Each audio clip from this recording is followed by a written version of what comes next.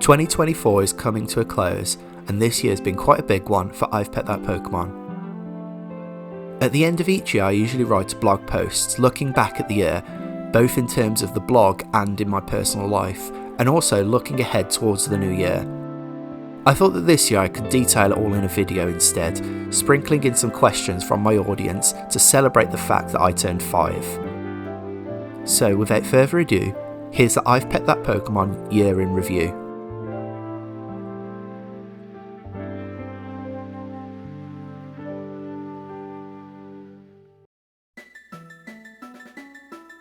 At the beginning of the year I was still just an art blog. I slowly chipped away at painting the NPC Pokemon throughout Paldea. For the new viewers here who are subbed for my crochet or shiny hunting videos, I was actually an artist first, and I had a blog on Tumblr for 5 years where I'd previously drawn most NPC Pokemon from Galar. It was quite a big undertaking, it took a few years, but it was mostly what launched my blog. Once the Scarlet and Violet games released, I thought I'd do the same with them, but I heavily slowed my workload due to not being in a pandemic lockdown where I had unlimited free time.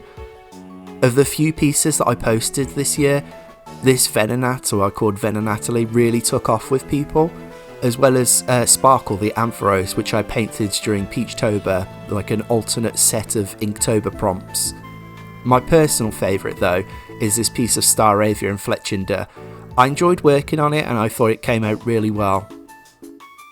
I had some back problems that caused me to stop painting for the rest of the year, but I do hope that I can get back to it in 2025. I may not be able to complete Paldea before Legends ZA, but we'll see how it goes. So then shortly after I turned 33 in March, I set up this channel with the hopes to create Pokemon content that really speaks to me. First and foremost, I am my target audience.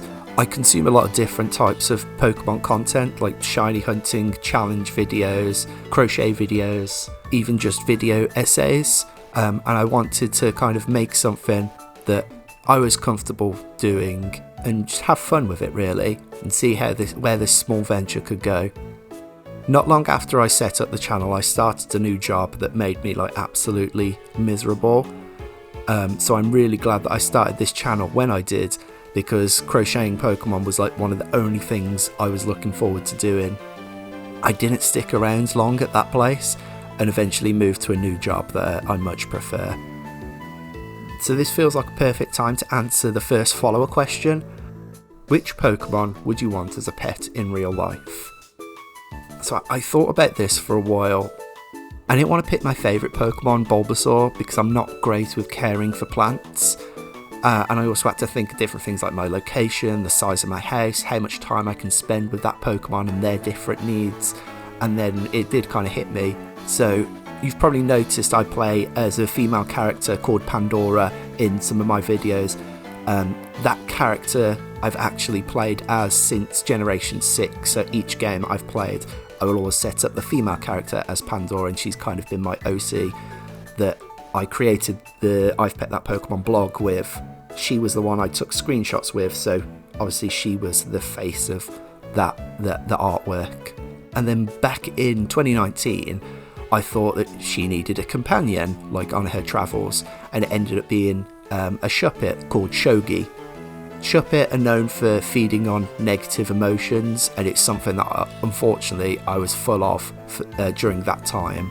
And I feel that a Pokemon like that could keep my emotions in check, and a ghost seems like it would be super easy to take care of.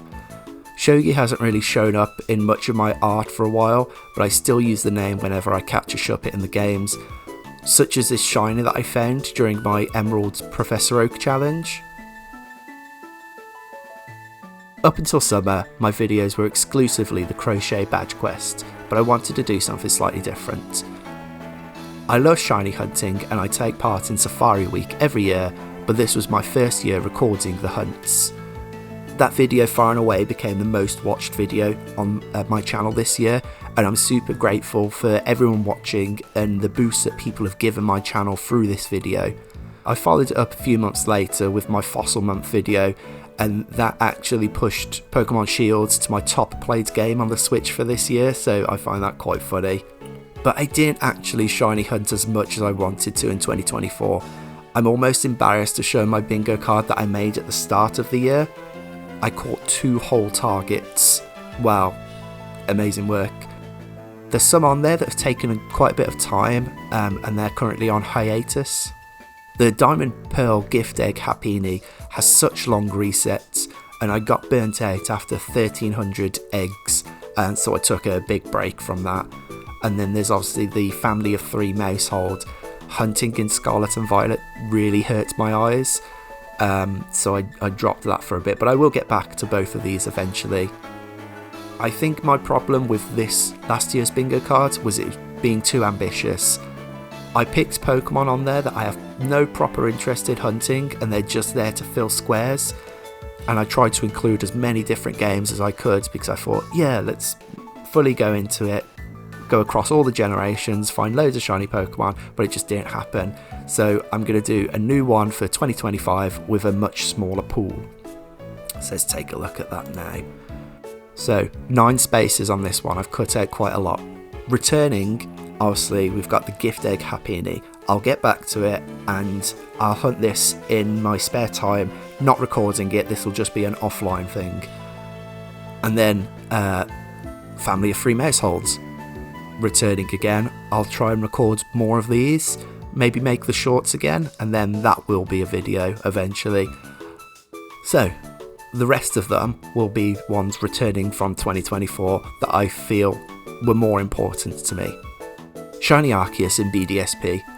I hunted Darkrai and Shaymin when they were released, and then I didn't want to continue going with Arceus, so I left that one out, but this year I'll definitely get to Arceus. I quite like the reset hunts, they're nice and easy to do, so yeah, we'll get on that this year. And then we've got the starters from Heart Gold, Soul Silver. This, I've put the 3 there because I don't mind which one I'll get. I played Soul Silver for the first time this year. I never picked them up as I was growing up, so I never hunted much in any of those games. I know people say that the starter hunt in this game is like a really good entry point for shiny hunters, and it's a nice easy hunt because you see 3 at once and you can they have quick resets. So yeah, I want to get on that and just see if I can find one. I don't know if that'll turn into like a shiny badge quest or anything like that, but we'll just go for that for now. And then returning is the authentic Poltegeist in Pokemon Sword and Shield. I wanted to go for this one in Sword and Shield rather than Scarlet and Violet because, again, I don't like hunting in those games. It is a headache, really. I know Absol made a cool video about the T-Smash method, where you basically encounter so many, knock them out. There's a big explanation in his video, I'll link it. But yeah, I previously tried to hunt an authentic Sinistea back when the base game of Sword and Shield released in the Glimwood Tangle, and I think I had about 14 or 15 phases and I didn't even find the fake Sinistea. So I want to go back, go through the DLC and find one in there. Skipping the centre square, we'll then move on to this other side here. Bulbasaur. Bulbasaur is my favourite Pokemon. I've never found a shiny Bulbasaur before, which is funny. I've never hunted for one in any game, so I thought, why not do a starter hunt, nice reset hunt in Leaf Green. I've currently got 1 copy of Leaf Green, which has my completed Professor Oak challenge in it, so I've got to a point in Soul Silver where I can transfer up the important Pokemon, my shiny Pokemon, into it, and then I'll wipe the file and then we'll restart and try and get that Bulbasaur. I think that might be one of the first ones I do this year, but we'll see.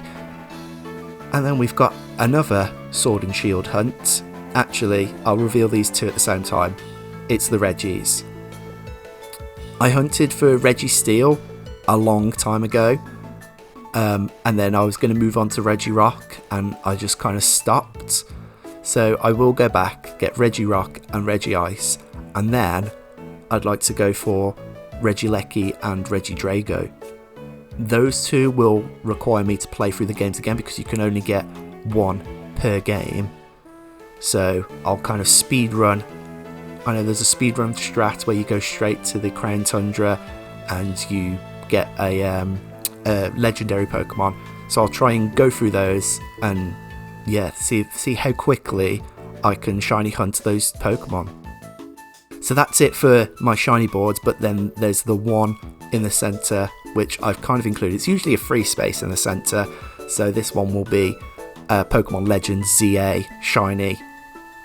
Don't know what it's going to be yet. I don't know if you can even shiny hunt in this game. If you can't, then that really sucks, but we'll see. I'm sure there'll be some forms, some Colosian forms in there that will look cool that I can shiny hunt. But yeah, that will include a main target, or it can include anything that I really want to look for. Hopefully it's not as much as a pain as Scarlet and Violet was, but yeah, so that's my 2025 shiny hunting bingo. I hope I can at least get more than 2 this time, at least complete a line. It's definitely not going to be the Happiny and Family of 3 line, because that's going to take all year. Time for another question. This one's from a long-time follower and supporter of mine, Every Single Feel, who asks, which Pokemon that you've used has surprised you the most, whether being better, worse than you expected, or anything else? So I've played through the games with a ton of Pokemon. Over the pandemic and slightly beyond, I played through Gens 1 to 4 with every type. So that's 17. Was it 17? No, there's 18 types now. 15. So that was 15 playthroughs of Pokemon Red and Blue, and then 17 of Crystal, Emerald, and then I never reached Fairy, so I never did 18 playthroughs of a game. I used to post my thoughts on Twitter and then draw my team to post elsewhere, although I never made it past Gen 2 in that regard. From what I can remember, this has been a few years now, from what I can remember, I really liked playing with Misdreavus in Crystal. I know Scott's Thoughts had an awful time getting through with Misdreavus in his challenge run, but my runs were a bit more lax and I had a good time with the only ghost in Johto. More recently, Blood Moon Ursaluna burst onto the scene to become one of my favourite Pokemon, both in terms of design and raw power. Not that I expected anything less. Ursaring was amazing in Crystal, but I never used the Hisuian Ursaluna in Legends Arceus. And I'd really love to crochet the Blood Moon Ursaluna. It really has become like top 5 for me. In terms of being worse, I'm not sure really. I'd probably go Frosmoth. I really liked the design of Frosmoth before Sword and Shield released, and so I was like, yeah, I'm going to use that in my game. And then I picked it up, and it took a little while to evolve. Snom wasn't great, but that's to be expected. But it was just, I don't know, it wasn't very strong, it wasn't very powerful, so I dropped it, and I can't remember who I put in its place. I'll have to check. I'll put a screenshot of my Shields team, and then there'll be an arrow pointing to who I replaced Frosmoth with. So in terms of crocheting Pokemon, once my badge quest is complete, I do have some ideas. There's one project that I may start before the badge quest is finished. I had an idea about crocheting Pokemon eggs as the bags. You know how in the anime Pokemon eggs have the pattern of the Pokemon rather than just the generic egg? I kind of wanted to make those, and so I picked up a copy of Alpha Sapphire just a few months ago, and I like looking at the files. So this file had like a completed Pokedex and everything. I'll go through it in the video when I make it, but she left some eggs behind. I think there were about 9 eggs, and I hatched them, and so yeah, I want to make crochet eggs, drawstring bag eggs in the pattern of that Pokemon with maybe a little Pokemon inside. Rather than doing like one video for each, I'll kind of collect them all together, otherwise you just see me crocheting the bag over and over again. So in terms of the badge quest as well, I hit the halfway point in that series, and I'm really looking forward to reaching the end. I know it's been 2 months since my last video released. I have the next Pokemon crocheted. I just need to edit the video.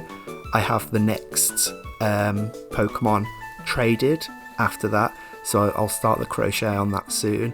And I also have the next Pokemon traded after that as well. So I've got all those planned. It's just starting to crochet and video edit now. I don't really have an end plan. Maybe just defeat each storyline with a team made up of Pokemon from each badge section. Obviously the gym badges, there'll only be 6 Pokemon in there, so the 2 remaining will have to go on the Titan and Team Star challenges. I don't think this challenge lends itself well to the DLC, but if you have any ideas on how I could continue this in the DLC, let me know. And so yeah, those are my crochet and my shiny hunting plans, but I do have one more thing that I've been working on. I'm looking for a way to make it more interesting before I properly show it off, because at the moment it is just pure data and I don't want a video of me just listing things, so it may take a bit of time before I can actually make it. In essence, I'm taking a retrospective look at the regions of Pokemon and finding out more about the partner Pokemon each trainer carries. That's all I'll say for now, because I don't want to promise something that I can't fully deliver on. But yeah, that's my look ahead for 2025 and a retrospective look at 2024. I hope everyone had a great 2024, but I do hope that 2025 is so much better.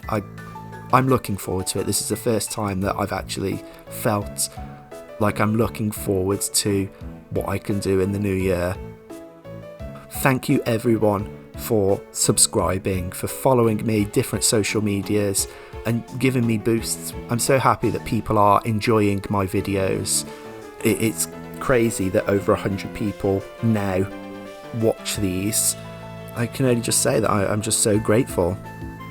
And whether I continue to grow in the new year or if we just stay at the same size, I will continue to make these videos and I will be happy about it.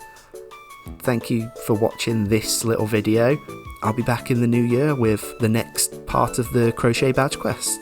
Thank you. Bye.